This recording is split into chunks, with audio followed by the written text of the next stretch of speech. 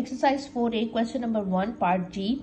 Find the gradient of the given straight line and also indicate or identify the y-intercept.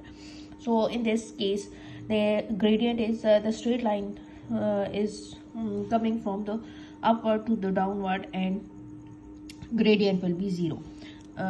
Gradient will be negative. So क्या करेंगे हम, आपको इस case में already right angle triangle given की हुई है. There is no need to draw the dotted line to form the right angle triangle. So हम इस केस में क्या करेंगे, जस्ट वैल्यूज को आइडेंटिफाई करेंगे कि वाई एक्सिस की कहाँ से ट्राइंगल स्टार्ट हो रही है और कहाँ तक जा रही है, और इसकी बेस जो है वो कहाँ से स्टार्ट है और कहाँ तक जा रही है. So this is the value for y2 and यहाँ तक आई है y1. अगर ये नीचे फर्दर आई होती, लास्ट तक गई होती और हमारी ट्राइंगल हम लास्ट तक लेते, तो यहाँ पे कुछ नेगेटिव वैल्यूज भी हम उसमें ले सकते थे.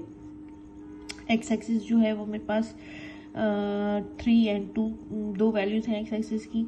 सो जो ग्रेटर है that is x2 3 and x1 जो है वो 0.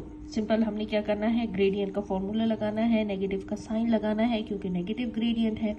y2 minus y1 x2 minus x1. तो वैल्यूज पुट कर दें, यहाँ आ जाएगा 4 माइनस 0 एंड 3 माइनस 0. ये मेरे पास हो जाएगा 4 डिवाइडेड बाई 3. ठीक है.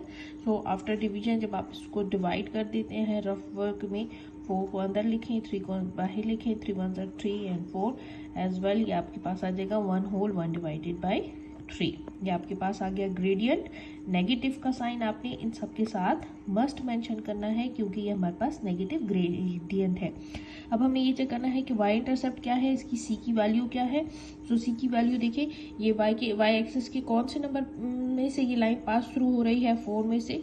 सो in this case the Y intercept is 4. Part H है हमारे पास, इसमें भी हमारे पास नेगेटिव ग्रेडियंट है, अपवर्ड से डाउनवर्ड आ रही है हमारी स्ट्रेट लाइन, और यहाँ पे भी आपको already right angle triangle mention की हुई है, ऑलरेडी वो आपके पास बनी हुई है. जस्ट आपने क्या करना है, वाई एक्सिस की लार्जेस्ट वैल्यू को आइडेंटिफाई करना है जहाँ से हमारी ट्राइंगल बन रही है. ये हमारे पास इस तरह से ट्राइंगल है. ठीक है. अगर आपको फिर भी समझ नहीं आती तो ये डॉटेड लाइंस देख लें, ये इस तरह से आपके पास एक पूरी ट्राइंगल बनी हुई है. सो जो स्टार्ट हो रही है 4 से और एंड हो रहा है उसका 0 पे. So this is y2 and this is y1.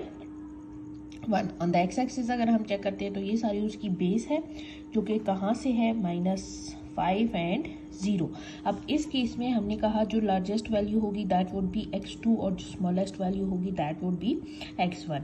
अब 0 is larger from the -5, so 0 will be x2 and -5 will be x1. ठीक है. फॉर्मूला लिख लेते हैं हम. नेगेटिव इंग्रेडिएंट है, ग्रेडियंट है, तो हम इसके साथ माइनस का साइन लगा देंगे. y2 minus y1 and x2 minus x1.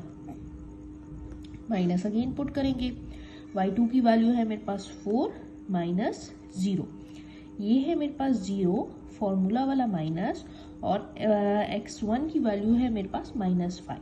ठीक हो गया. सो ये कुछ इस तरह से आ जाएगा -4 minus minus plus 5, 4 divided by 5. सो ये मेरे पास ग्रेडियंट की वैल्यू आ गई है. y इंटरसेप्ट देखिए अगेन, y एक्सिस पे कौन से नंबर पे कौन से पॉइंट में से लाइन पास थ्रू हो रही है. सो अगेन यहाँ पे क्या है आपके पास 4. सो c जो है इसका y इंटरसेप्ट जो है वो 4 है. होप आपको ग्रेडियंट क्लियर हो गया होगा.